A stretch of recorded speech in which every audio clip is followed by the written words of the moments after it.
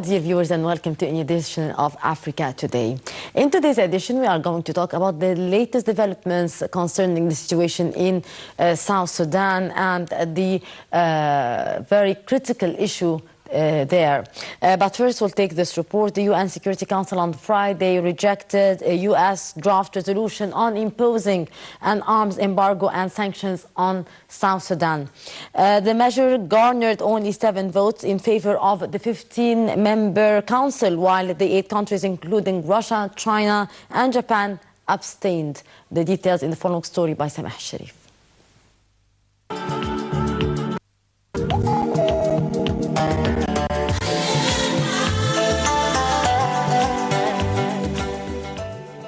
The UN Security Council defeated a U.S. resolution that would have imposed an arms embargo and targeted sanctions on South Sudan on Friday, rejecting arguments that it would help diminish fighting and avoid mass atrocities. In order for a resolution to be adopted by the UN's most powerful body, it needs 9 yes votes and no veto by a permanent member. In Friday's vote, 7 council members voted in favor of the resolution and 8 abstained, so it was rejected. U.S. Ambassador Samantha Power told the council after the vote that the resolution was meant to show that the architects of mass atrocities and those who defy the demands of the Security Council day in, day out will face consequences. She said the arms embargo would have had some significant effects in slowing the import of weapons and reducing the violence. UN Secretary-General Ban Ki-moon, who repeatedly called for an arms embargo and warned that South Sudan is on the verge of a genocide, was deeply disappointed that the Council would not take this obvious and necessary step to help avert such a situation. South Sudan seceded from Sudan in 2011, but the country plunged into ethnic violence in December 2013 when forces loyal to President Salva Kiir, a Dinka, started battling those loyal to Riek Machar, his former vice president, who is unaware. A peace deal signed in August 2015 has not stopped the fighting, which has killed tens of thousands of people and forced 3.1 million to flee their homes. The Security Council adopted a resolution in August authorizing 4,000 troops from African nations to beef up the more than 12,000-strong UN peacekeeping force in South Sudan and said if the government did not comply, it would consider an arms embargo.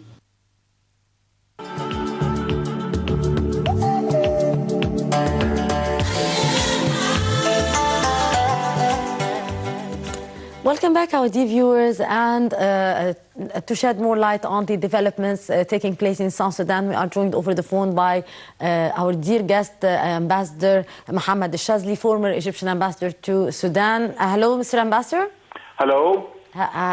Sir, how do you read the current developments taking place in South Sudan? I think it is a very serious development. Indeed. Putting South Sudan in the category of the failed states. The 2 opposing factions refused to reach any kind of agreement. Yes. At the expense of the population of South Sudan. It is reported that nearly 3 million South Sudanese are now either refugees or displaced persons. This is nearly over 1/4 of the population of South Sudan. South Sudan is about 11.5 million, less than 12 million, and 3 million are refugees. That means that 1/4 of the population, or more than 1/4 of the population, are refugees. In addition to the destruction of property, the destruction of wealth of the country, this is really unacceptable. Sir, what's your take on the repercussions of the defeat of the U.S.-sponsored resolution to the UN Security Council? What could be the repercussions for such a decision? I think, that the putting putting an arms embargo on South Sudan is a good idea, in the sense that with such a volatile situation, yes, sir, and so much killing and destruction and mayhem, the last thing you want to see is an influx of more armaments into the hands of the fighting factions, which will create more destruction and more death in the country. I think, the failure of this resolution is deplorable, in my opinion. Yes. So why such a decision was taken? Why it was rejected? The UN resolution was rejected by the Security Council. The decision to impose an arms embargo on South Sudan due to the development of the situation there. There's a volatile situation. We are reaching somehow a situation of a genocide there. So why such a decision not to impose the arms embargo? I really cannot find a rational reason for that. What I think also is puzzling, that all that the African members in the Security Council have abstained on this resolution, including Egypt. Yes. I really find it hard to understand the reasons for this. I think, in the case of Egypt, for instance, I think that the reason is that the sensitivity of, because we are against an arms embargo in Libya, for instance. Yes. So we don't want to have, conflicting stances on two different countries. But I personally think that the case of South Sudan is completely different. Yes, indeed. There is no rationale behind the fighting except the ambitions of two decrepit leaders. I think it is also what I really fear is what is really behind the decision to leave the country as Syria was left, to destroy each other. And then there are, voices in the United States today. One of the leading think tanks, yes, indeed, has called for putting South Sudan under the joint trusteeship of the United Nations and the African Union. I think this will be bringing back a system that has caused tragedy in the world. We must remember that Palestine was put under the trusteeship of the United Nations, and then it was delivered on a silver platter to Israel. So I have my very strong feelings against, the idea of resurrecting the issue of trusteeship. Yes, sir. Mr. Ambassador, why, from your own point of view, did countries like Russia, China, and Japan abstain from approving on such a decision? Unfortunately, I can't say what the case of Japan is. But why Russia? In the case of Russia and China, I think they are standing as a form of principle against anything presented by the United States. The draft resolution was presented by the United States. The Russians are in a large extent, opposing by principle the United States in every field. The Chinese, they have their troubles with the United States over the South China Sea. Yes. And they don't want to give it a free hand in Africa, especially that now China is very heavily engaged in Sudan and South Sudan because of the oil prospects in the region. Yes, sir. Sir, Russia's Deputy UN Ambassador Peter reflecting the views of the countries that abstained, saying that the US was ignoring South Sudan in late November to the immediate deployment of a regional force. How do you read that? I think, the whole idea of the agreements that were reached in South Sudan were agreements to reach time, and they had no integrity. At the time, both leaders, whether it was Salva Kiir or Riek Machar, they wanted a breathing space from the fighting to reorganize their lines and to rearm their troops. And there was no sincerity in reaching peace. So I think, it is a matter of integrity and a matter of sincerity, wanting peace, which is absent from all the current leaders. Yes, sir. Repeatedly, UN Secretary General Ban Ki-moon has urged for the importance of imposing an arms embargo on South Sudan due to the humanitarian situation there, which is we are witnessing a country on the verge of a genocide.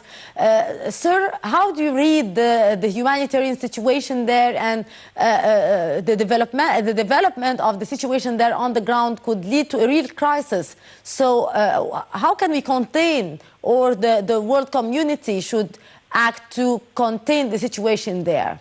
The South Sudan is not on the verge of genocide. It has reached the level of genocide. As I told you before, nearly 3 million people have been displaced. That is almost a quarter of the population. And in addition to those who have fled, there have been extensive cases of rape and plunder and pillage, which has really catastrophic from the humanitarian point of view. How can we avert the situation? I think there is a glimpse of hope on the horizon. Now I think at a certain time, South Africa has placed Riek Machar under house arrest, and then they released him. Kenya and Ethiopia have denied entry. This means that the neighboring countries are starting to take a stance against Riek Machar. But I think this is a one-handed solution, because Riek Machar, although I have no sympathy for him, I don't think he is the only reason for the catastrophe in South Sudan. I think both parties are to blame. And as I said several times on your program, I think that both Riek Machar and Salva Kiir, and indeed the leaders of the SPLM and Riek's new faction, the SPLM-IO in opposition, have disqualified themselves from leadership. They themselves irresponsible leaders that have led the country to chaos and mayhem. Yes. But, Mr. Ambassador, what could be the way out of that catastrophe taking place, the crisis that taking place in South Sudan, with civilians paying the price, with violence taking place on the ground? So what could be the way out of these crises taking place there? I think, the way out should start with the international community and the United Nations. Yes, but till now we are not seeing decisions. We are not seeing decisions. As I said, I believe, that there is an interest in South Sudan destroying itself.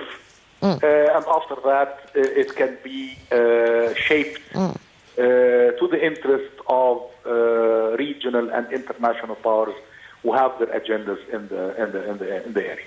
Yes, sir. Sir, how do you explain the failure of the peace deal which was signed in August 2015 to stop the violence which has killed thousands of people and forced, as you have kindly mentioned, about 3 million people to flee the country?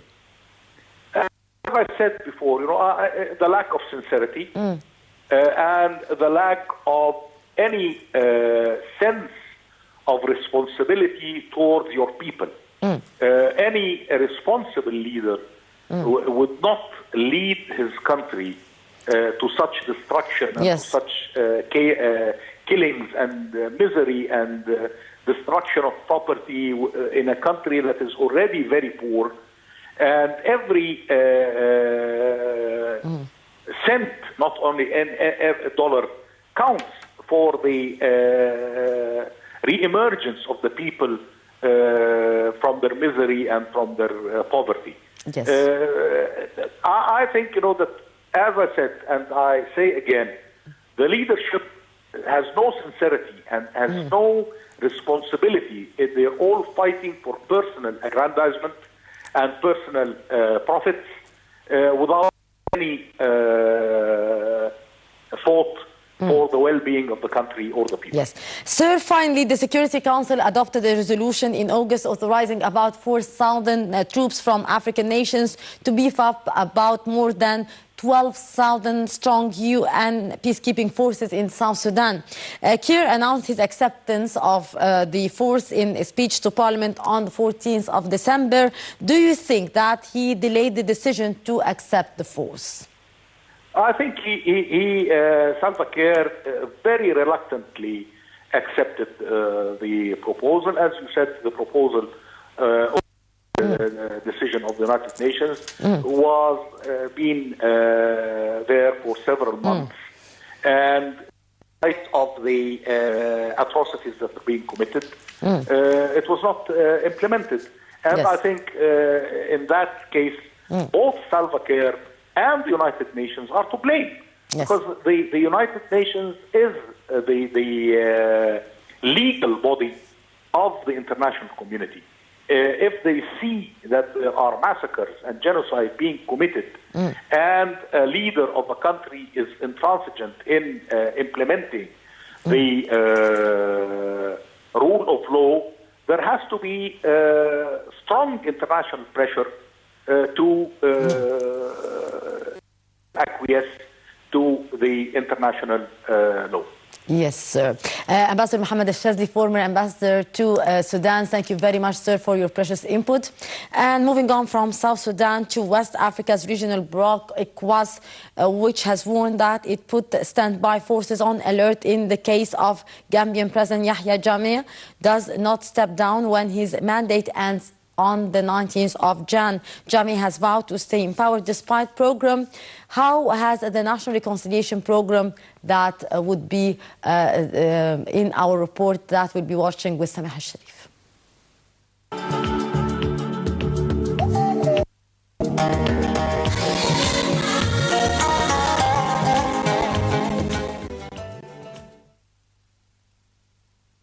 West African leaders will send troops into Gambia if its long-time ruler, who lost elections, does not step down next month. The statement was made by the president of the Economic Community of West African States, ECOWAS. Marcel de Souza told reporters that the regional bloc has chosen Senegal to lead any military intervention if Yahya Jammeh does not hand over power. De Souza said the deadline is January 19, when the mandate of Jammeh expires. He said if Jammeh does not go, the ECOWAS has a standby force which is already on alert. And it's this standby force that should be able to intervene to restore the will of the people. This would not be the first time the bloc has intervened in a regional crisis. De Souza spoke to reporters in Bamako, Mali. Even as ECOWAS continues to use diplomacy to get Jammeh to accept the December 1 defeat. Jammeh at first shocked Gambians by accepting defeat, but announced a week later he had changed his mind. He says irregularities in the vote count made him question the win of Adama Barrow, a little-known businessman who was the opposition coalition candidate.